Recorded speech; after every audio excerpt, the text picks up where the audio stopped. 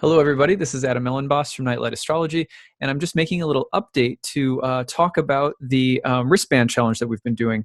Kind hearts, clean words. We've been doing a little challenge here for a while now. I've been talking about this for a few weeks, challenging ourselves to become more mindful about criticism. So I'll just give a little bit of a recap about what this challenge is, why and how we've been doing it, and then we'll talk about some tips for continuing the challenge for those of you who have been participating with it. I've been getting a lot of emails, so I wanted to take a chance to answer a lot of questions all at once, and hopefully get some answers from you guys as well. So first things first, what is the challenge? Well, about maybe a month ago, around the beginning of April, we had a Swami, basically like a monk, from the Bhakti yoga tradition, visit our yoga studio here in Silver Spring. And he spoke about the Yoga Sutras and the psychology of yoga. We talked a lot about how to change mental habits, how to change habits in life based on changing your mind.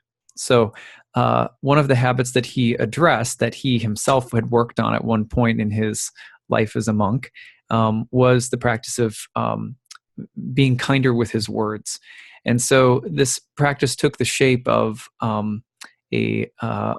basically he explained wearing a wristband on one of your wrists, which could be a rubber band or a hair tie or these little bracelets that I made and sent out.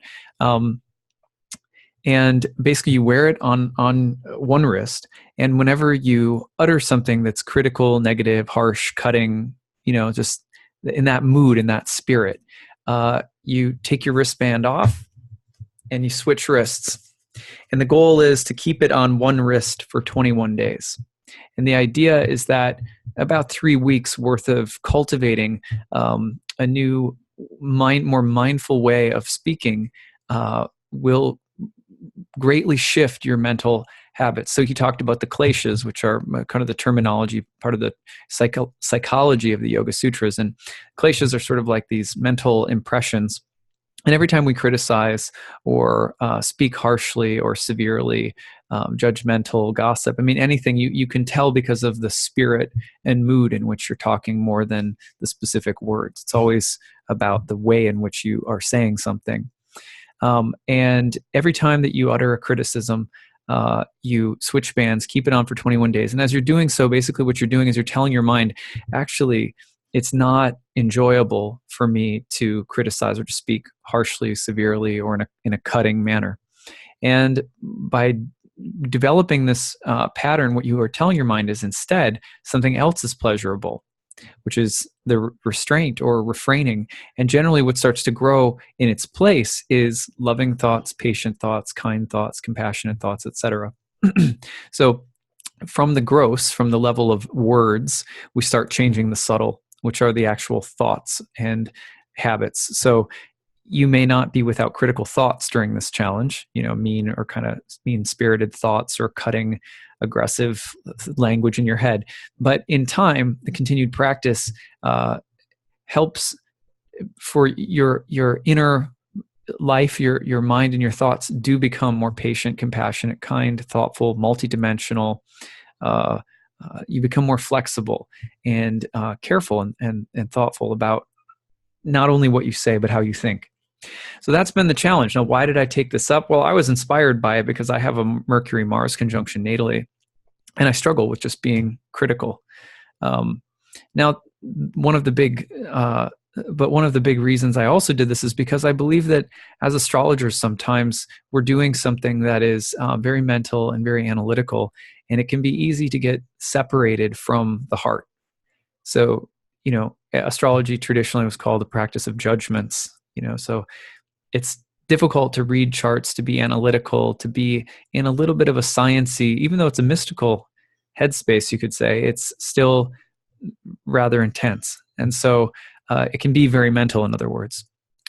And so this practice is there to help cultivate heart connected to mind.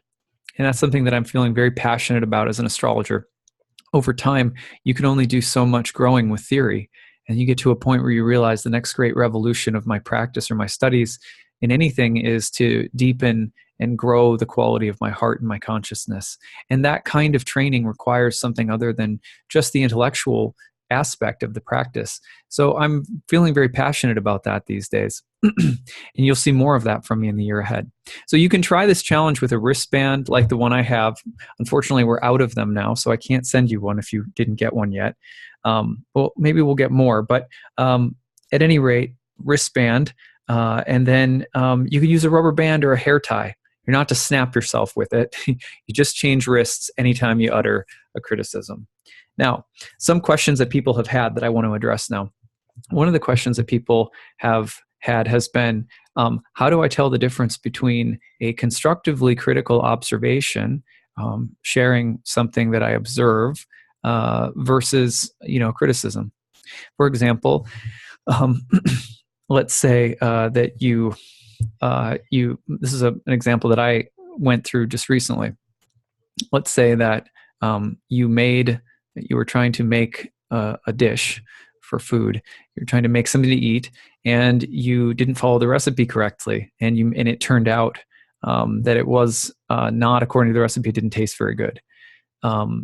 You added too much of this, or too little of that, or whatever. Well, that's an objective, observable, fact. It's not. It depends on how you talk about it, right? So if it's your husband or your wife or your friend or someone that's making you dinner and they've done it like that, you don't say, "Gosh, you put way too much salt on this." Right? That would be a criticism. If it's being made for you, you might think about uttering anything critical at all, right? That might be a first step, just to be thankful that someone's making food for you. But if they say, "How does it turn out?" You say, "It's good. I think there may be a little too much salt, but it's still good," or "but I'm thankful for it," or, that kind of thing. Now, I know, that might sound, I don't know, it might come off a little flat. I'm just acting out a scenario here. But in your heart, how do you respond in a moment, telling the truth about something, but staying in your heart while you speak? That's the key thing, is that we can speak the truth to one another, but we do so in love. And the feeling is different. That's the main thing, is the mood is different.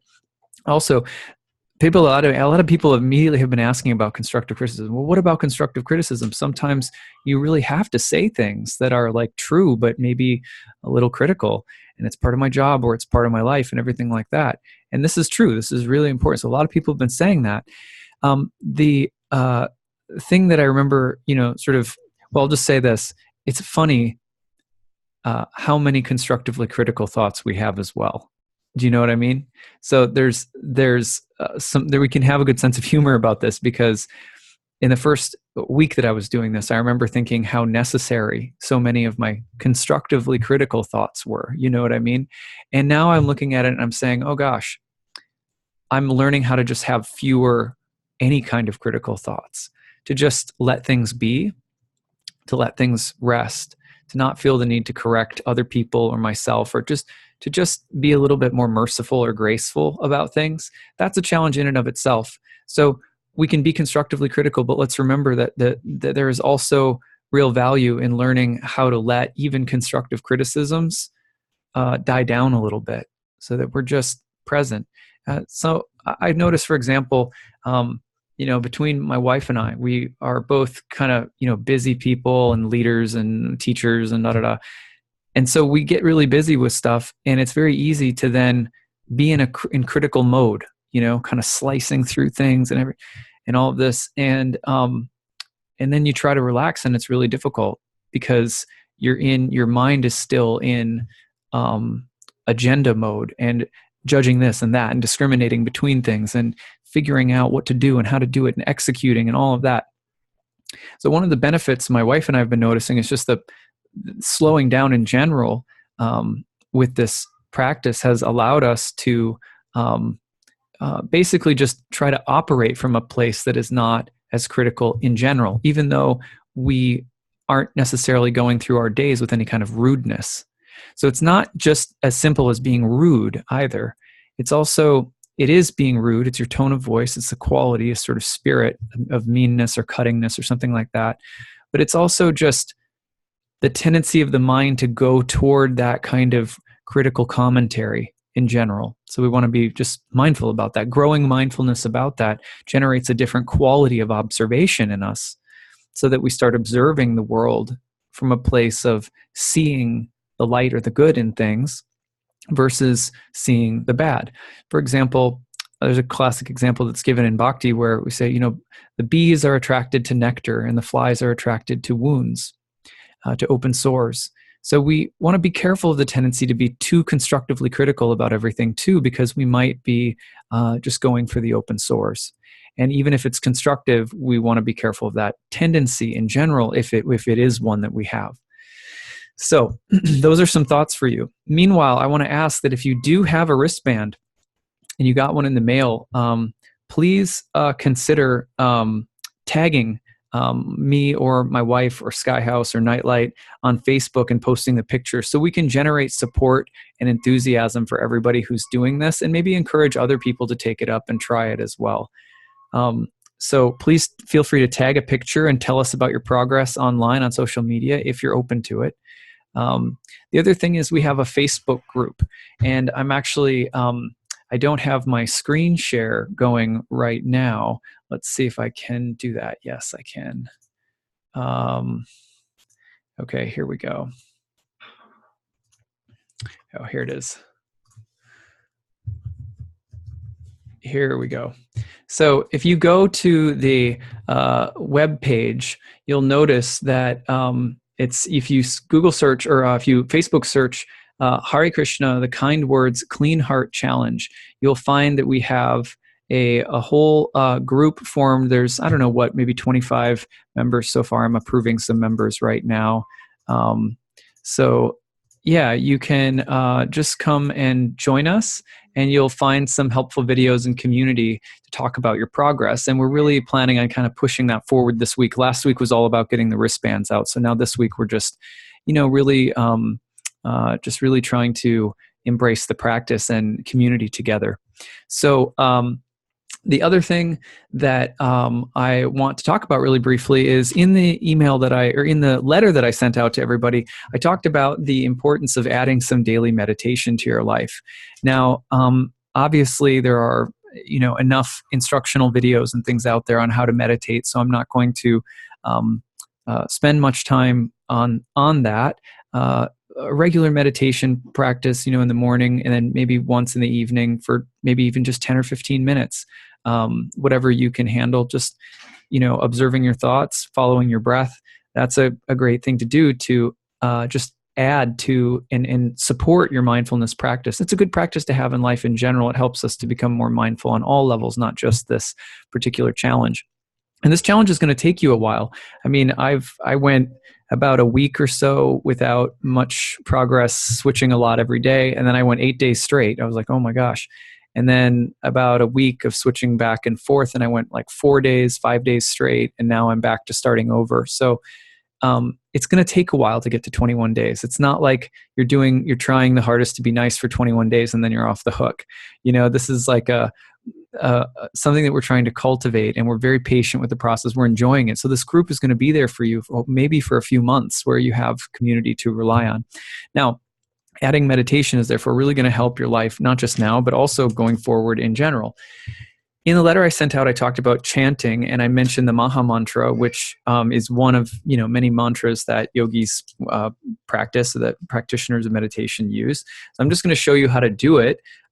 Here's the prayer beads, 108 beads, and if you do, even just a couple of rounds repeating the mantra on every bead, you'll go a long way toward developing, mindfulness in your life and deeper, heartfelt attachment to the divine. And that's what we're trying to generate, is a deep sense of unity, and closeness and love with the divine, or between our soul and the divine.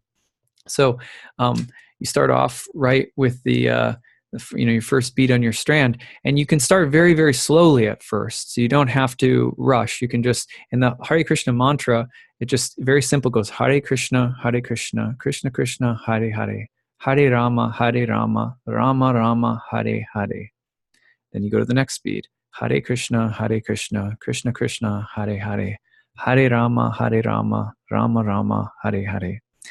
Now, I'm going very slow. in bhakti, one of the ideas is to chant with emotion and heart and faith. And as you go along and you get used to just very slowly, qualitatively, really feeling the words, concentrating on them, and really feeling them in your heart, things will pick up a little bit, and you'll start going faster. And it might go a little bit more like this. It might go Hare Krishna, Krishna Krishna, Hare Hare, Hare Rama, Rama Rama, Hare Hare, Hare Krishna, Krishna Krishna, Hare Hare, Hare Rama, Rama Rama, Hare Hare. So you're really kind of putting your heart into it, and it'll pick up. And like the Yoga Sutras tell us, samadhi is basically a very advanced form of sort of yogic trance, where the mind and the heart in bhakti are basically merged in absorption with the divine. And these names, this mantra is calling out the names of God, both the feminine and masculine sort of components of God. Hare being the feminine component of God, Krishna being the masculine component, and Rama being the sort of reservoir of all goodness and pleasure, basically all divine bliss. And then Hare, again, being the energy of God. So the call is, give me faith, give me love, give me heart, give me light, give me healing, purify my mind. And you're calling out really like a small child for its mother. So this is a space of bhakti. If that interests you, then you have a little sense of how to practice. Now, regulatively, advanced practitioners who've gotten really serious about it, they'll chant, upwards 50, 60 rounds a day. It's just crazy how many. And these are people who are like the full-time, basically monks. But for people like us, 7 months, I was doing 2 to 3 rounds a day. Now I do more. But it's, each individual's, how much time you have and everything like that. And it's different. And the main thing is not to be ambitious about it, but to be heart-centered about it. So just practicing beat at a time in a quiet place where no disturbances, where you can hear the sound of your own voice, because the names of God are thought to be non-different from God. This is an interesting part of sort of Hindu theology, and the idea of mantra in general is that the names of God are thought to be non-different from God. So when you say these things, you're bringing the essence of God into your body through sound. And so saying it with heart and feeling, and sort of developing faith that God is actually with you in your heart when you're chanting, and that you're moving into that ecstatic relationship with God when you chant. That's the process of bhakti. There's lots of different yogic processes, right? So that's the one I practice. So I promised a bunch of people who have emailed that I would explain it in a video. So there you have it. If that's interesting to you, then all you need is some prayer beads. If not, you can always just count on your fingers, and go to 108. Now it's harder to count on your fingers, but if you don't have prayer beads, so they're very cheap. You can get prayer beads in a lot of places very, very cheaply. Go on Amazon. I'm sure you could, rather you get it from someone who maybe hand makes them, or a yoga studio or something. But at the end of the day, having it and just having the practice is probably the best place to get started. So the other thing that I would recommend in terms of a mindfulness practice that can accompany this would be, simple things like that we're going to be talking about as the year goes on with devotional practices, like not eating too much and not eating too little. That's something Krishna says in the Bhagavad Gita is very important to the yogi. The other thing is, getting enough sleep, drinking enough water, just your basic needs, and then adding a little chanting or meditation to your day. And then also, if you practice yoga, if you have a physical practice, even if it's just going for a walk, moving your body, getting the movement of the life force in the body, just circulating through the breath. Very important. So at any rate, those are some tips that will help you in terms of developing the mindfulness, because if we're not giving our minds any backup, in the body and in the heart with other practices, it's a very difficult thing to do. And what we can start doing is saying, well, I just want to get to those 21 days. So that doesn't really count as a criticism, and I found myself doing that, and that's okay. That's part of our tendency to want to, the ego wants to succeed, and we want to set it up to succeed in the right way. And the result being that the ego, our bodies become temples of the soul, and the ego becomes the temporary pujari, the temporary keeper the holy in the holy place. So we can set our egos up to be successful at that if we develop some good practices. So at any rate, I hope that you are finding some success. Remember, every time you switch your wristband, it's not a failure. It's a moment of recognition. And that recognition is, slowly changing us. A lot of us have mental, speculative, intellectual knowledge about spiritual things. But for the heart to really be melded with our intelligence, these mindfulness practices have to be cultivated. And it's a joyful thing when we take note of the missteps, because those missteps are actually also, the awareness of them is also a positive step toward more love in our hearts. So as astrologers, again, I think this is good for us. So and it's good for anyone, really. So anyway, that's where I leave you, and I hope that you're doing well. Please check out the Facebook group, Hare Krishna, the Kind Words, Clean Heart Challenge, and join us and tell us your story. Tell us what kinds of things you're tripping up on, what kind of joyful lessons you're learning, and yeah, let's do it together. Okay, take care, everybody. Bye.